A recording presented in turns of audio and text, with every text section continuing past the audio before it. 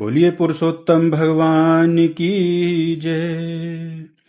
पुरुषोत्तम मास महात्म्य के 14वें अध्याय को 14वें दिन सुना जाता है। इस कथा को निष्ठा श्रद्धा से जो सुनता है, भगवान अपनी कृपा से उसे विद्या का ध्यान देते हैं, उसको ज्ञान का ध्यान देते हैं और उसके जीवन के दुखों का, कष्टों का और परेशानियों का भगवान अंत कर देते हैं। वो लक्ष्मी के वरदान के साथ में उसे अपने चरणों की भक्ति का भी वरदान दे देते हैं। उसको अनंत पुण्य की प्राप्ति होती है केवल इस कथा को श्रद्धा से जो सुन लेता है। इसलिए स्नान करने के बाद में शुद्ध वस्त्र पहनकर, चाहे आप गाड़ी में हैं, चाहे आप यात्रा में हैं, चाहे आप रजस्वला हैं, पीरियड्स में हैं या आप गर्भवती नारी हैं, किसी भी अवस्था में हो, इसमें विचार नहीं किया जाता।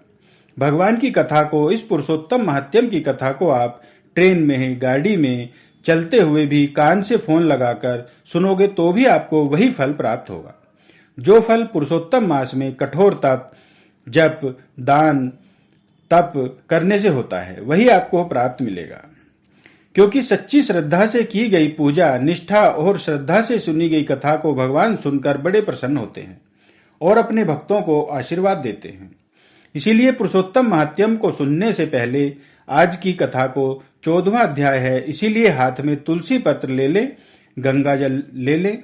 थोड़ा सा अगर आप यात्रा में हैं तो मन में सोच लें। आपकी इसको मानसिक पूजा कहते हैं। मन से अपने तुलसी पत्ता पकड़ रखा है और फिर इस प्रकार जय जयकार करके हम कथा सुनेंगे।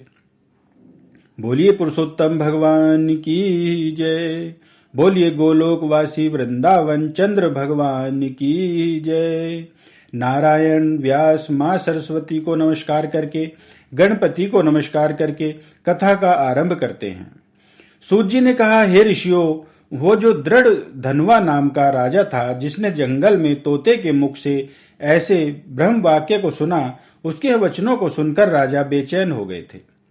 लौटकर अपनी राजधानी में आए और कुछ समय के बाद में राजा की राजधानी में महातपस्वी वाल्मीकि मुनि आए। वाल्मीकि मुनि के चरणों को में साष्टांग प्रणाम किया। उनके चरणों में पादो पादम हस्तो अर्धम मुखे वाचनमियम स्नानम और नाना प्रकार के फल फूलों से उनकी अर्चना की। उनका आरती वंदन किया गया और राजा दृढ़ धनवा ने अपने शीश को तपस्वी वाल्मीकि मुनि के चरणों में रख दिया और निवेदन किया कि हे महातपस्वी, हे त्रिकालज्ञ, हे तीनों लोकों के ज्ञाता, आप तपस्वी ऋषि, मुझे ये बताइए कि मैं राजा दृढ़ धनवा जंगल में गया, वहां पर मैंने एक तोते का वचन सुना। उस तोते ने जो मुझे वचन कहे वो मेरे मन को चुभते हैं। और मुझे हे तपस्वी श्रेष्ठ, ये बताइए कि मुझे इतना सारा सुख मिला, पुत्र मिले, पुत्री मिली, सुंदर सुपुत्री मिली, सुंदर राज्य मिला, मुझे सुंदर प्रजा मिली, मेरे जीवन में कोई दुख नहीं है। मैं इतना बड़ा सुख मुझे जीवन में किस पुण्य के प्रताप से मिला? इस जन्म में तो मैंने कोई पुण्य नहीं किया है। हे तपस्वी ऋषि श्रेष्ठ, हे वाल्मीकि मुनि, मुझे इसका वर्णन करके बताइए। वाल्मीकि मुनि ने नेत्र बंद किए और नेत्र बंद करके उन्होंने देखा और बताया, हे राजन, तुम पूर्व जन्म में द्रविड़ देश में एक ब्राह्मण के घर में ताम्रपथ के किनारे उत्पन्न हुए थे और तुम्हारे बचपन का नाम सुदेव था। तुम बड़े धार्मिक, सत्यवादी थे, सदा संतुष्ट रहने वाले, और तुम्हारा विवाह गौतम ऋषि की पुत्री गौतमी के साथ हुआ। गृहस्थ आश्रम का अनुपालन करते करते बहुत समय व्यतीत हो गया, लेकिन हे सुदेव, तुम्हारे घर में पुत्र नहीं हुआ और जोर जोर से एक दिन अपनी पत्नी के पास बैठकर तुम रोने लगे कि जो दान पुण्य होते हैं वे तो अगले जन्म में काम आते हैं, लेकिन जो पुत्र है वो तो इस लोक में भी और परलोक में भी सुख को देने वाला होता है। हे देवी, हमारे घर संतान नहीं हुई, हमारे घर पुत्र नहीं हुआ। हे गोमती, मन करता है कि इसी समय अपने प्राणों को त्याग कर मृत्यु का आलिंगन कर लूं, मैं मौत को गले लगा लूं। ये जीवन साफ बन गया है। पुत्र के बिना देवी भला कैसा जीवन? पुत्र जब पिताश्री कहकर मुझको पुकारेगा, तब मेरा हृदय आनंद के गहरे सागर में घूम जाएगा। जो वो पहरे परों में चांदी की झांझरें बांधकर मेरे आंगन में दौड़ेगा, मानो सारे वेद शास्त्र पुराण वो नुपुर बांधकर मेरे आंगन में दौड़ रहे ऐसे सुंदर सुख का मैं अनुभव करूंगा। हे देवी, और नहीं तो बिना पुत्र के जीवन नहीं, मैं आत्महत्या कर लूंगा। उस समय उनकी पत्नी धर्मपत्नी गोमती ने कहा कि आप कितने पूर्ण वैष्णव महात्मा हैं, आप तपस्वी हैं, आप आत्महत्या का विचार त्याग दीजिए।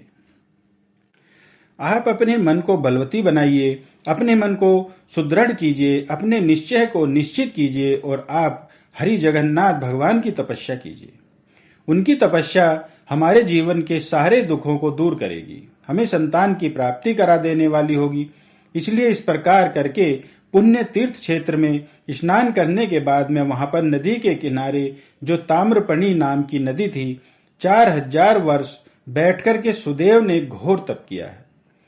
और ऐसा घोर तप किया कि त्रिलोकी कांप गई। और उस समय ऐसे कठोर तप को देखकर भगवान नारायण गरुड़ पर आसीन होकर सुदेव के सम्मुख प्रकट हो गए।